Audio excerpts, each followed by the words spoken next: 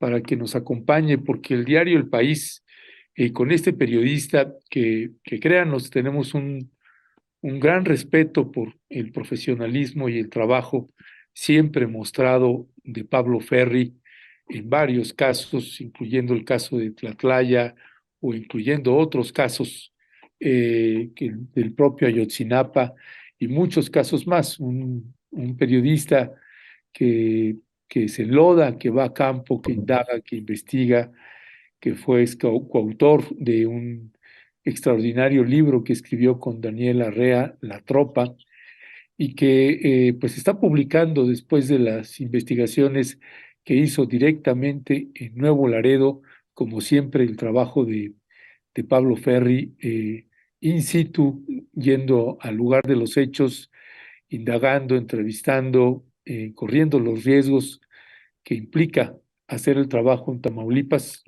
Créanme que sabemos de lo que le estamos hablando. Y bueno, pues le agradecemos a Pablo Ferri que nos haya tomado la llamada y que está publicando en el diario El País, pues datos muy crudos, muy duros, pero veraces y contundentes. Y Pablo, me acompaña Violeta Núñez y te agradecemos que nos hayas tomado la llamada. ¿Qué tal, Ernesto? Buenos días, Violeta. ¿Cómo estás? Sí. Muy buenos días, Pablo. Pues aquí leyendo tu nota muy sorprendente, esto que relatas y que me parece que ha sido la única trabajo periodístico que tiene estos estudios forenses de los 5 jóvenes que fueron asesinados. Si nos puedes compartir con la audiencia de qué trata esto y bueno, hacer énfasis, Pablo, en la edad que tenían los jóvenes entre 20 y 25 años y estos disparos que pues fueron más de 60. Pablo, bienvenido y muchas gracias. Sí, bueno, pues lo que publicábamos anoche en El País es el último foco de luz que hemos logrado arrojar al caso. Esto, recordemos, empezó el domingo de la semana pasada, cuando supimos, a partir de videos que empezaban a circular en redes sociales, que algo había pasado en Nuevo Laredo. Estos videos mostraban a un grupo de pobladores de la ciudad agrediendo a militares, los militares contestando con tiros al aire y balazos al suelo. Eh, y esto respondía a lo que había ocurrido horas antes en la misma zona, en una colonia que se llama Cavazos Lermo, una colonia popular en la zona surponiente de Nuevo Laredo. Y lo que había pasado antes ahí era muy sencillo. Militares habían perseguido una camioneta por algún motivo que todavía no acabamos de entender. Esta camioneta es chocada por los militares o choca con un vehículo, depende de las versiones que agarremos. Y en todo caso, cuando esto ocurre, los militares abren fuego contra el vehículo y contra sus integrantes. Y acaban muertos 5 de los muchachos, en total iban 7, 5 acaban muertos, uno acaba en el hospital, sigue, hasta ayer por lo menos seguía en coma inducido, se había despertado el martes, si no recuerdo mal, pero por su condición pues decidieron los médicos volverle a dormir. Y luego había un séptimo pasajero, un séptimo muchacho que sobrevivió y además resultó ileso y es el que un poco he ido contando detalles del caso más allá de la información que liberó la Secretaría de la Defensa el martes. El martes Sedena informaba de que efectivamente se había producido este evento en el sentido de que ellos, los militares, contaban que habían perseguido a una camioneta por los movimientos abruptos que había realizado de madrugada, sábado, siguiendo la camioneta. Ellos dicen que la camioneta choca y que sí, algunos elementos del convoy disparan, ¿no? Este muchacho, el séptimo pasajero, el superviviente, relata, ¿no?, que más allá de los primeros disparos, luego él ve como militares le disparan a uno de sus compañeros de viaje aquella noche en al menos 2 ocasiones, ¿no? Y luego también él dice que ya sometido por los militares, pecho a tierra en el piso, escucha 2 disparos más, ya con la situación controlada, ¿no? Antes, bastante horas antes de que se generase este altercado entre pobladores, vecinos y familiares de los muertos y los propios militares. Estoy hablando de una situación amaneciendo, punto de 5:30, 6 de la mañana, y este muchacho dice que en ese contexto escucha 2 balazos más. Esto lo digo porque el Comité de Derechos Humanos de Nuevo Laredo esta organización no gubernamental que trabaja desde hace años allá en la zona denunciando este tipo de situaciones, ha dicho que por testimonios que ha recogido, creen que los militares acaban rematando a 2 de los 5 muertos. Una cuestión que, bueno, habrá que esperar a ver qué dice la Fiscalía General de la República al respecto. Hasta ahí sabíamos más o menos entre el martes por la noche y el miércoles por la mañana. Sabíamos que además el séptimo pasajero, el superviviente, declaró a la Fiscalía General de la República que los militares, después de lo que había pasado, le preguntaron si quería vivir y le obligaron a grabar un video en el que básicamente echaba la culpa de lo que había ocurrido a sus compañeros y a él mismo. Este video, según este muchacho, lo grabó uno de los militares con su celular. Y luego además este muchacho escuchó varias veces cómo los militares decían mátelo, mátelo, refiriéndose a cuando él ya estaba sometido. Por suerte no lo hicieron. Luego nosotros pudimos acceder ayer miércoles, a los estudios de necropsia que los peritos de la Fiscalía General General de Justicia, perdón, del Estado de Tamaulipas realizaron a los cadáveres de los 5 muertos.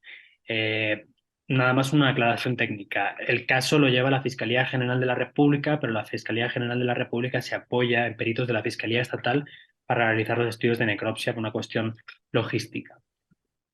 Estos peritajes lo que están mostrando son varias cosas. Y a mi entender, la más importante, o una de las más importantes, es que se constata que se disparó desde diferentes puntos, y yo diría que principalmente por delante, a juzgar por la cantidad de heridas de bala que tenían los cuerpos los cuerpos de los muchachos que estaban de piloto y copiloto de la camioneta. Uno de los 2 muchachos que iban delante sufrió 12 heridas de bala y el otro 10. Luego hay un tercero que iba en la parte de atrás que solo recibió un tiro, un único tiro, pero fue en la sien. No sabemos en qué contexto ocurrió esto. Y luego los otros 2 que murieron recibieron 5 y 2 disparos, o sea, sufrieron 5 heridas de bala y 2 respectivamente. Esto está todavía o sea, muy verde en el sentido de entender la dinámica de los hechos, la mecánica de los hechos, porque el ejército ha dicho hasta ahora que simplemente persiguió un vehículo, que el vehículo chocó y que entonces parte de sus integrantes abrieron fuego. El informe de los militares que rindieron en la Fiscalía General de la República justo después de los hechos, que se supone que debería haber alimentado el comunicado de Sedena, habla de una situación parecida, pero con ciertas diferencias, en el sentido de que uno no dice, como dice la Sedena en su comunicado, que el carro de los chavales fuera sin placas y sin luces. La Sedena sí lo dijo en su comunicado, el oficial que firmó el informe de lo que había ocurrido no lo dijo, no lo menciona. Y 2, el vehículo en el que circulaban estos muchachos no tenía ni cargadores, ni tenía armas, ni tenía nada. Entonces, en el Y contexto... eso lo confirman, ¿verdad? Oficialmente. Eso lo dice el capitán de caballería a cargo del convoy militar que estuvo implicado en este asunto, un convoy de 4 camionetas militares, bueno, 3 pickups y una de estas Sandcats, que son como tanquetas, en total 20 elementos, y su oficial a cargo, este capitán de caballería, en su informe que presentan de la Fiscalía General de la República, dice textualmente: no se encontró nada ilícito.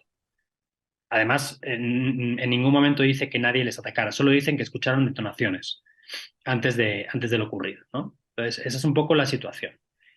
Y luego, en cuanto a las necropsias, ya para acabar ahí, una de las cosas que a mí también me llamaba la atención es que eso, los disparos, más allá de que habían afectado sobre todo a los muchachos que estaban en la parte delantera, al copiloto y al piloto, impactaron en los cuerpos de las víctimas por delante, por detrás y por el lateral.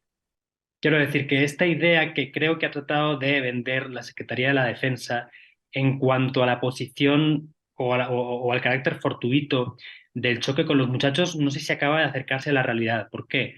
Porque si, como dice la Secretaría de la Defensa, o como sugiere la Secretaría de la Defensa, los militares estaban persiguiendo a estos muchachos y según chocaron por el estruendo del choque, algunos de los militares dispararon, esto sugiere que los disparos venían por detrás. Y las necropsias descartan un escenario como este. O sea, tuvieron que venir de más lados, ¿no? A eso me refiero. Y también algo que todavía no se puede saber ni con necropsias ni con la información que se tiene es qué pasó después de la primera ráfaga de disparos. Comentaba yo hace unos minutos que el séptimo pasajero, el superviviente, un muchacho de 21 años que se llama Alejandro Pérez, que perdió a su hermano bajo las balas de los militares ese día, por cierto, cuenta que a uno de ellos, el que está ahora malherido en el hospital, vio cómo le dieron 2 disparos y que además cuando ya estaba sometido pecho a tierra, escuchó 2 disparos más. Entonces la situación es bastante clara comparada con otras ocasiones y ya hemos visto unas cuantas aquí en los últimos 10 15 años, ¿verdad? Ujú. Gracias, Pablo Ferri. Pablo, precisamente el día de ayer, y te voy a pedir, Leonardo, porque créame, en estas situaciones que luego, donde se ve involucrado el ejército, es muy común, no solamente en Tamaulipas, pero particularmente en Tamaulipas, que cuentas apócrifas sin identidad empiezan a publicar y a subir videos. Sí. El día de ayer empezó a circular un video que empezaron a replicar o empezaron a compartir algunos. Ayer comentábamos del abogado César Gutiérrez, que había publicado un tuit, un video. Tenemos un video ahí de César Gutiérrez, que es el que publicó y es el que circuló hoy en la conferencia matutina del presidente Andrés Manuel López Obrador. Se abordó el tema sobre estos videos que estaban circulando donde se intenta criminalizar a los jóvenes. Si podemos pasar un fragmento de este video, por favor, Leonardo. Sí, no, abierto, por favor. Vamos a ver. Bueno, mientras lo ponemos a cuadro, o si lo vas poniendo en off, mejor, entonces, Leonardo. Este video que empezó a circular y que empezaron a compartir diciendo en el tuit este abogado César Gutiérrez de que estos eran algo así como los angelitos que, que el ejército enfrentó en Nuevo Laredo, pues realmente el video no corresponde y eso es a lo que nosotros nos referíamos el día de ayer en estas campañas que hay en defensa del ejército sin verificar la información.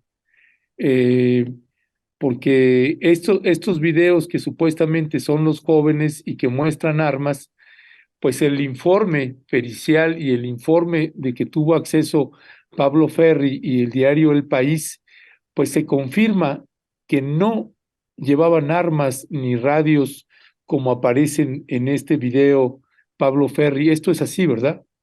Sí, sí, además, o sea, es que lo que pasa es que es muy fácil desinformar a partir de 4 imágenes y de un par de frases bien enlazadas, ¿no? Pero yo creo que César, que me parece un buen tipo y que creo que tiene buenas intenciones, pero aquí se equivoca básicamente en 2 cosas. Uno, este video está grabado de día y es bastante evidente, ¿no? O sea, se ve a simple vista por las ventanas del carro. Y todo lo que ocurrió el domingo pasado ocurrió de noche. La agresión de los militares a esta camioneta ocurrió pasadas las 4:30 de la mañana y antes de eso los muchachos estuvieron en una discoteca en Nuevo Laredo y de esto hay pruebas también porque ya se divulgó hace un par de días un video del sábado por la noche donde se veía a estos muchachos, bueno, no todos, pero algunos de ellos en la discoteca, en el antro, ¿no?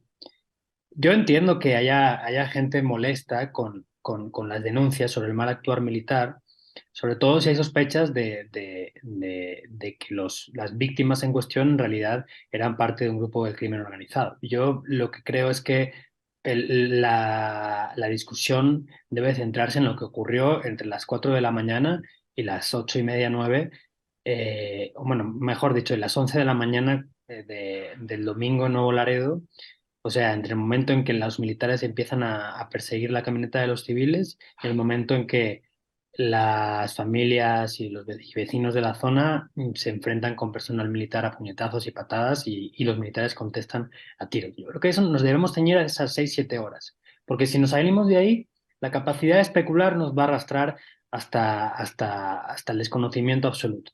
Quiero decir, ¿es posible que alguno de ellos estuviera o hubiera estado vinculado a algún grupo del crimen organizado? Pues sí, o sea, si es que nadie está negando eso. O sea, vamos, os cuento algo rápidamente. para que luego, porque luego, vamos, la cantidad de veces que escucho estos días que estoy protegiendo no sé quién, que estoy protegiendo no sé cuántos, que estoy Sí, sí, validando no sí, sé sí. qué. Pero bueno, un detalle.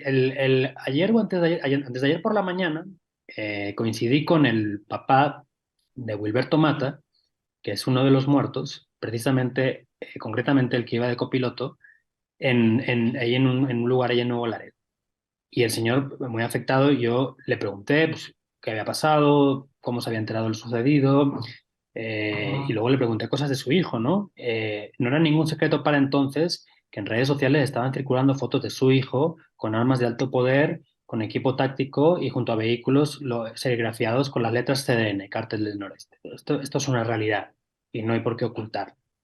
Y yo le pregunté al señor, digo, oiga, usted, señor, sabe que estos días están circulando fotos en redes sociales, más allá de lo que ocurrió, que no tiene nada que ver con esto, en las que su hijo aparece con armas, tipo táctico y tal. Y me dijo, no, y yo una vez sí le vi que se había tomado una foto con una pistola hace años, pero ya le regañé y tal. Digo, no, no, pero yo me refiero a fotos donde no aparece con una pistolita, aparece con fusiles y cosas bastante bestias, ¿no?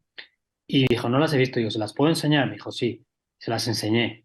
Me las miró, se me quedó mirando y el señor, su papá, está velando a su hijo muerto y me dijo que nada que ver. Si me preguntas a mí, pues no creo que nada que ver sea la realidad. Yo supongo que este chico, pues sí, estaba metido en cuestiones del crimen organizado en la ciudad. Pero la realidad es que el sábado por la noche habían estado en una discoteca, no tenían armas, no tenían cartuchos, no les dispararon a los militares y fuera de ahí todo es una cosa, o sea, es una nebulosa en la que se trata pues bueno, de distraer la atención de lo que realmente es importante en este momento. Y es que, de nuevo, después de 15 años de guerra contra el narcotráfico, de guerra contra el crimen organizado, después de dos gobiernos en los que se ha hecho lo mismo, un tercero está haciendo lo mismo exactamente. Y no digo que esto sea culpa de López Obrador, desde luego, ni de el general secretario, ni de la Secretaría de Seguridad Ciudadana, pero la cuestión es que sigue ocurriendo, sigue ocurriendo. Sigue ocurriendo algo que ocurrió en 2011 en el TEC de Monterrey con los muchachos Jorge y Javier, estudiantes, a quienes los militares confundieron con no sé quién y trataron de ocultarlo y tal. Pueden decirme, no, pero es que estos no eran estudiantes. Bueno, no eran estudiantes. Vamos a ver. Lo que se sabe es que en ese momento era un grupo de muchachos saliendo de una discoteca y yéndose a sus casas. Eso es lo que se sabe. Más allá de eso, no sé muy bien qué más se puede decir, la verdad. Sí, sí, sí, Pablo, gracias. ¿Qué decir, Pablo? Dos preguntas. ¿Qué decir sobre esto que ha comentado esta mañana el presidente Andrés Manuel López Obrador, ¿no? De que ya se está procediendo de acuerdo a la disciplina militar y en particular de esto que dice, aunque se trate de supuestos sicarios, porque era lo que insistía el periodista que le preguntó, no se puede permitir la ejecución. ¿Qué decir sobre eso, Pablo? Y lo segundo que me parece muy, muy importante es esto que también señalas tú en tu texto, que los militares mantuvieron por horas después de que les disparan. Y bueno, y eso tú dices es importante y no pidieron ayuda, ¿no? No pidieron ayuda, la ambulancia tardó en Ah, llegar y claro. es importante, señalas, porque uno de ellos murió desangrado. También si nos puedes comentar sobre esto, Pablo. Sí, sí, viendo las conclusiones a las que llegan los peritos en los estudios de necropsia, puedes ver de qué murió cada uno, ¿no? O sea, la mayoría murieron por las heridas que les causaron las balas. Hay uno que murió, por ejemplo, por encharcamiento en los pulmones. Hay uno que muere desangrado por el choque hipovolémico, creo que se dice técnicamente. Y esto, claro, lo que no sabemos es con qué rapidez se desangró, desde luego, pudo ser 5 minutos, pero no sabemos. Lo que quiero decir es que una respuesta rápida de los militares en el sentido de tratar de salvar las vidas pudiera haber permitido que este muchacho no estuviera muerto, no lo sé. Habría que ver. Pero el hecho en sí es que este chico murió desangrado, ¿no? Eso es así. En cuanto a lo que ha dicho el presidente, la verdad es que no lo he visto.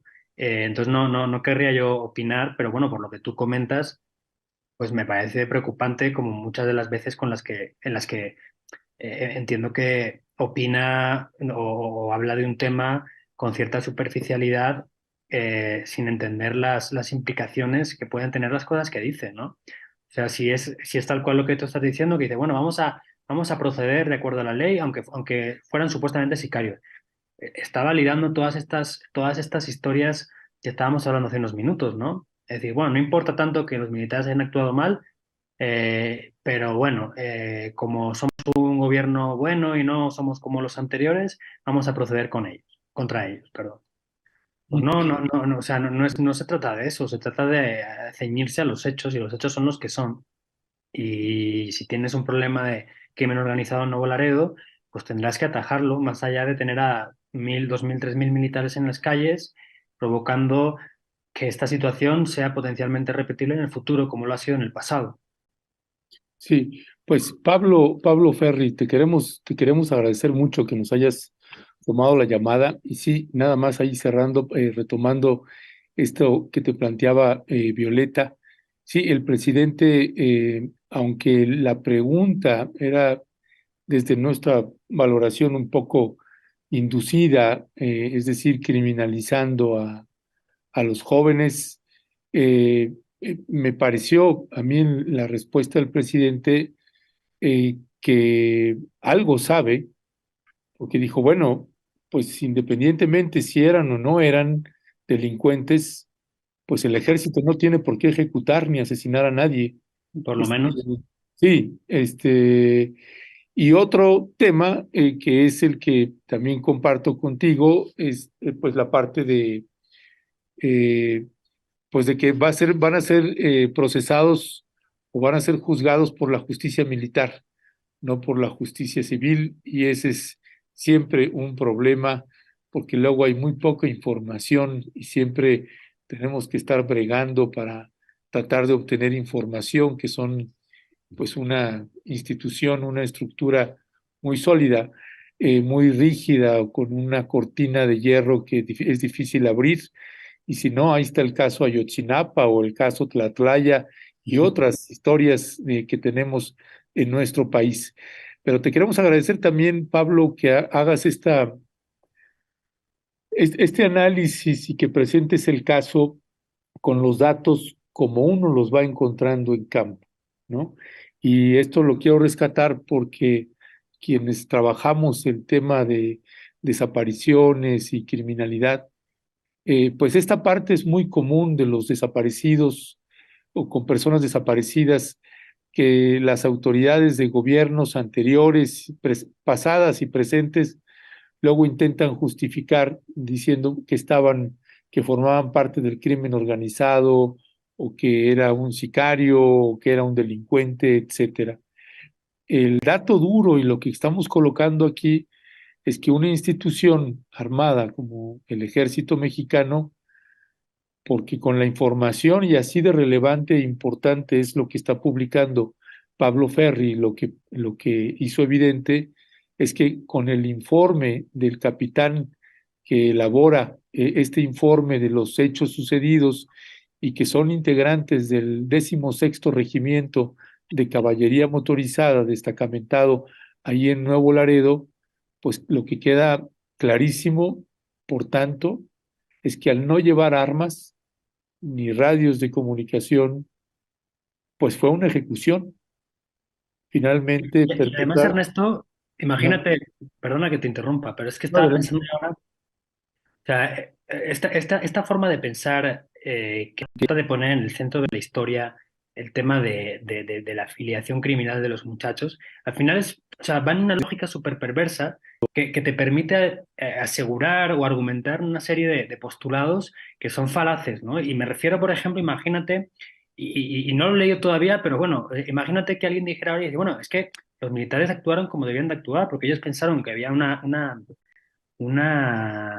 agresión potencial a las puertas y entonces ellos, pues bueno, se curaron en salud y evitaron poner en peligro sus vidas y encima después de eso, oye, qué mejor prueba del buen actuar militar que luego no sembraron ningún arma, en el sentido de que no hay ninguna discrepancia en lo que dicen los militares sobre lo que encontraron o no encontraron, mejor dicho, en la camioneta y lo que dice el séptimo pasajero, el superviviente. O sea, al final, lo que quiero decir con esto es que si hacemos caso a estas teorías distractivas, estamos dando pie a que se argumenten cosas totalmente absurdas, porque el Estado de Derecho deja de estar en el centro de los intereses y de las instituciones, de los gobernantes, etcétera, ¿no?